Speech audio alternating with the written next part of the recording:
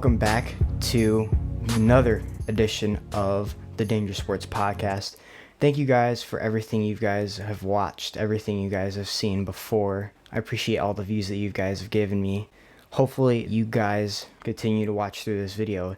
You're not going to be able to skip through this video without having to be in the middle of something that I'm saying, because this is going to be action-packed. We have a lot to go over in this edition of NFL Free Agent Frenzy, and so I'm going to be bringing down everything that has happened free agency-wise and the trades that have came in through the last couple of days. You may be seeing this a couple days later than I actually recorded it, so that must in fact mean that there has probably been more important moves that have happened and occurred, but I have not been able to see them yet because, well, they haven't happened yet as I'm recording this video. With that being said, we're going to get right started with the biggest signing free agency, which is Kirk Cousins to the Falcons. 4 years, $180 million, and this is a big payday for Kirk Cousins. I don't think he's worth $45 million a year, but I don't know if any quarterback is worth as much as they're getting paid, unless you're Patrick Mahomes, honestly. Because unless you're winning Super Bowls, you should not be getting paid top dollar at quarterback. Kirk Cousins has $45 million. That's top dollar, and I think he's not worth it. But to be fair, the Falcons are building, and they're going to put a good team around him, so we'll see what they can do with him at the quarterback. Chris Jones re-signed with the Kansas City Chiefs for 5 years and $160 million. Potentially was the biggest free agent on the market this year. 3-tech defensive tackle Chris Jones. Unbelievable player. Probably the best player in this free agent class overall. Josh Allen got franchise tagged by the Jaguars not too long ago, or a while back, so you guys probably already know this. But we're going to have some franchise tag guys that are on here that signed the franchise tag a couple weeks ago, so that will happen. But another spectacular player at the edge, and Jaguars could not let him walk into free agency and just let him sign somewhere else. Justin Madubuike, defensive tackle for the Ravens, re-signed, and he is going to be getting for 4 years, $98 million. Big payday for him. He earned it, though. He was easily the second best defensive tackle outside of Chris Jones in this free agent class. Every dollar that he is getting, he deserves 100%. Danielle Hunter was probably one of the best edge rushers that hit the open market, and he signed with the Houston Texans 2 years and $49 million. This, in my opinion, is a little bit much for Danielle Hunter, but I can get past it because of the fact that he is such a good player. Had 16.5 sacks last year for the Vikings. He will join a good Texans team that looks to contend next year. L'Jarius Sneed, another Chief, has been franchise tagged and has been shopped around the league as a trade option, so I wouldn't be shocked if he was traded by the time that this video is posted. But he has also, probably in my opinion, equally amount a chance to sign an extension or just play on the franchise tag this year for the Chiefs. Unbelievable corner, deserves the money. Jalen Johnson is another guy. I think he's honestly getting underpaid. He's re-signing with the Chicago Bears for 4 years and $76 million. That will pay him $19 million a year. Lockdown corner, top 5 in the league. He's special talent at that position. Thing is with him is he has been known to be a guy that breaks up a ton of passes but doesn't really create turnovers. Last year, that was proved wrong as he had multiple turnovers and not just interceptions, but dropped pick sixes that he had that could have probably even got him more money if he just would have secured those and took him back to the house. Brian Burns was traded to the Giants for a second and I believe a 5th round pick, and he's getting paid $30 million a year at 5 years and $150 million, 87.5 guaranteed. This is ridiculous. I mean, Brian Burns is a special player. I believe he only had single-digit sacks last year. 8.5 or something. Don't let that fool you. This guy is an incredible talent and probably a top 5 edge rusher. He's young, ascending player, and Giants get him for a 6th and a 5th, which is not the biggest expense that they're paying. The biggest expense that they're paying is the $30 million price tag per season that they are giving him. Antoine Winfield, the safety for the Buccaneers, has been franchise tagged. Best safety on the market. They were not ever going to let him go. They were not going to let him hit the free market. T. Higgins, once again, another franchise tag. Common theme, there's a lot of franchise tags in this video. So don't be surprised when there's like 5 more franchise tags. There's no going around players getting franchise tagged. After that, Christian Wilkins for the Dolphins, right? He played for the Dolphins. He is now signing a 4-year and $110 million contract with the Raiders. Christian Wilkins is one of the best defensive tackles in the game, but 4 years, $110 million, in my opinion, is an overpay. I probably would have said that 100, maybe $95 million would be more like it if you're talking about a 4-year deal. A little bit overpay, but sometimes that's what you have to do when you're trying to bring in elite talent on your roster. Mike Evans has signed 2 years, $52 million with the Buccaneers, and probably fair for him. Honestly, probably maybe a little bit too much, but it's probably fine for Mike Evans. Heck of a player, underrated, probably the most underrated receiver in the NFL, in NFL history, I would argue. He has 10 straight, and I mean consecutive 1,000-yard seasons as a receiver. Unbelievable. Consistency is the theme here with this guy. That's what he's getting paid for. Baker Mayfield, another Buccaneer, has signed back with the Buccaneers, 3 years for $110 million. I probably wouldn't have done that, but if the Bucs want to keep what they have going, it makes sense. I guess it makes sense. Michael Pittman is re-signing with the Colts, 3 years, $71 million. Another receiver that is on the market that gets a lot of money. A lot of receivers are getting a lot of money, and that's just the thing. Receivers get paid big top dollar if they're top level. They get paid more than what they're worth in this league. Calvin Ridley, another example, just signed with the Tennessee Titans as I was basically getting ready for this video for 4 years and $92 million. $23 million a year for a high-level wide receiver 2. Like, he's not even a wide receiver 1, and he's getting paid $23 million a year. Insane. A lot of money. I think probably 20 is probably what at the most I'd pay him. Calvin Ridley gets 20. If I'm a general manager and have the money to spend, I'm giving him 20 million max. And that's if I have all the money in the world to spend. Mike Onwenu resigns with the Patriots. He will be getting 3 years, $57 million. Good offensive tackle. Got to keep that offensive line good for the rookie quarterback that I think they will have coming in. Saquon Barkley has signed with the Eagles, 3 years and $37 million. Big news, and it's a lot of money for a running back. I mean, Saquon Barkley is a good player. I just would not pay a running back that much money because of the risk that it comes with. Saquon Barkley has had a list of injuries in his career that has held him back from being the player that he can be. To this date, the best season that he's ever had was his rookie season with the Giants when he won Offensive Rookie of the Year. And if the Eagles use him right, they're going to be a different team.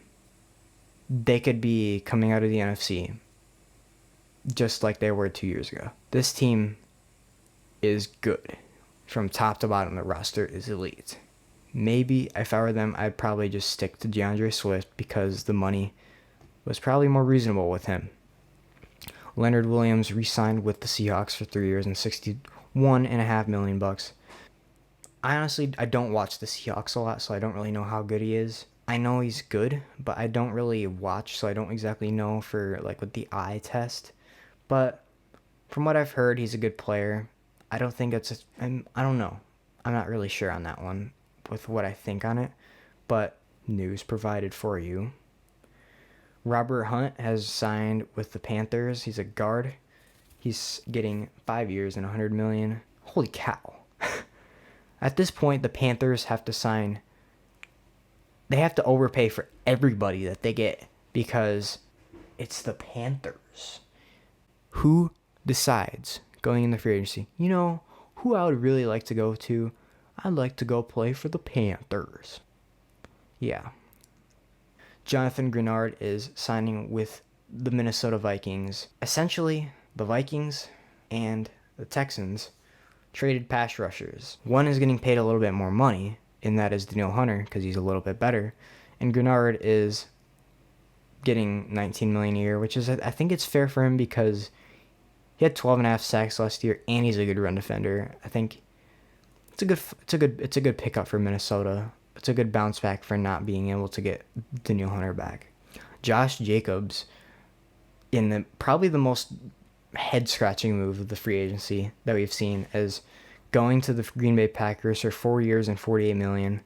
Only the first year of it's guaranteed, by the way. People have not really seen that as only $12.5 million guaranteed, so they could get right out of that contract.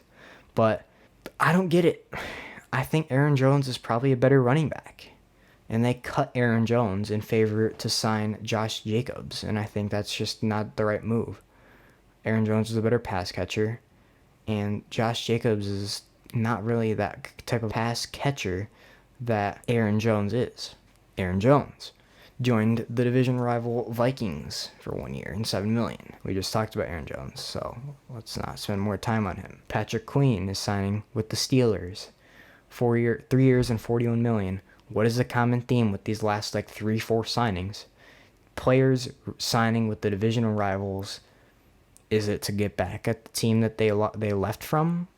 Or is it just they gave the best offer because they wanted to get them the heck off the rivals roster? Who knows? We will never know. But there is a reason, and we know that. Xavier McKinney is also going to the Green Bay Packers, 4 years for $68 million. Overpay is the word for this. Young ascending safety, I'll give him that. He's a very good player, creates turnovers, he's a heck of a safety. That's a lot of money to pay a safety. If you're paying top dollar for a player, you don't think, I might just pay top dollar for a free safety. Bryce Huff is another member of the Eagles. He's getting paid 3 years and $51 million.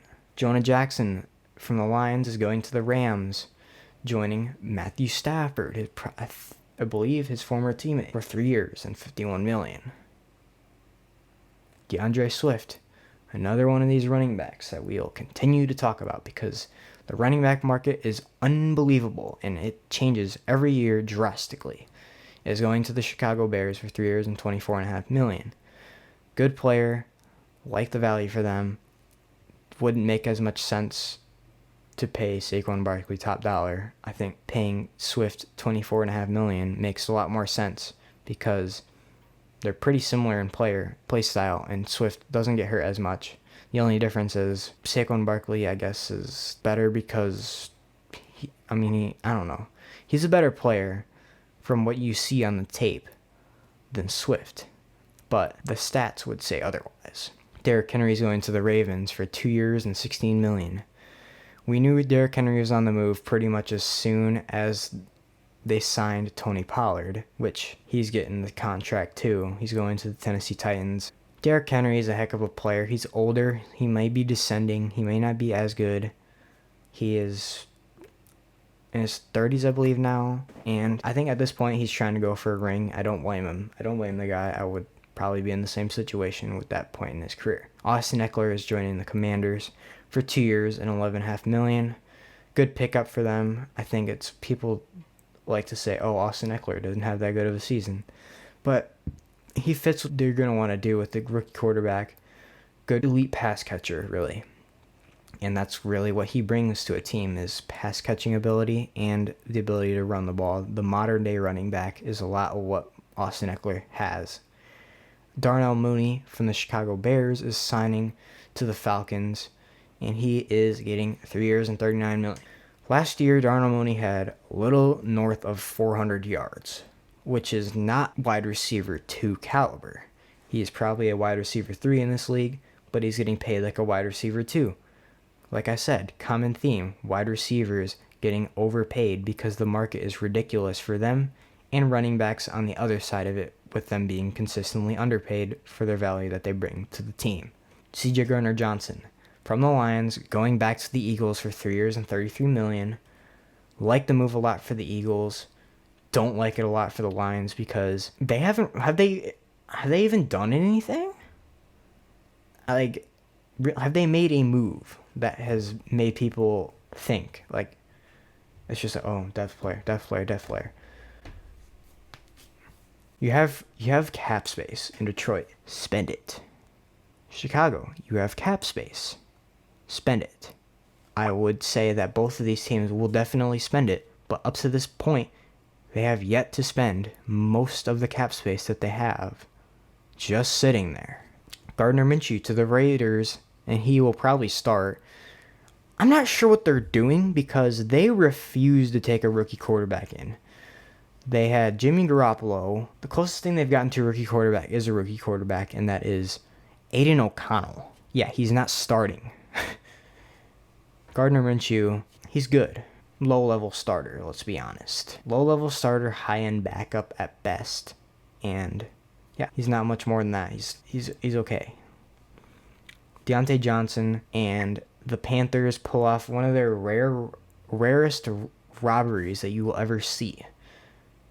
Yeah, like they just got traded. He just got traded for like a 6th round pick. Like, honestly, I thought his value was a 3rd or a 2nd. At second, to be fair, the 2nd's a little rich, but a 3rd round pick honestly would have done it if I'm thinking about another team trying to trade for him.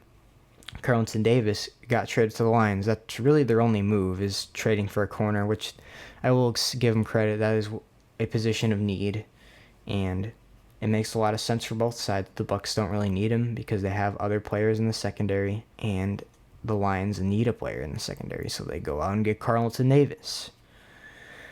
Mac Jones got traded to the Jags. That made a lot of headlines. Let's be honest, I don't think he's ever going to start again. I don't see it. Like, he's not good at all. He had one good year, his rookie year, and since then, he has fallen off a cliff. Not just gotten worse, but gotten way worse over the last 2 years of his career. It doesn't even make sense. That's like some Madden crap that makes no sense. Last move that we're going to be talking about is Joe Mixon got traded to the Texans right before the Bengals are about to cut him. They get something for him, which is a good thing for the Bengals, and the Texans get a good running back that they can use to help bolster that offense and eventually try to contend in the AFC. Probably be one of the top contenders and challengers for Patrick Mahomes and the Chiefs. Thank you guys for watching. That will be all for today, and we'll have another episode coming up pretty soon. Draft coverage will begin. Lots to talk about that will be coming up. Thank you guys for watching. See you guys in the next one. Goodbye.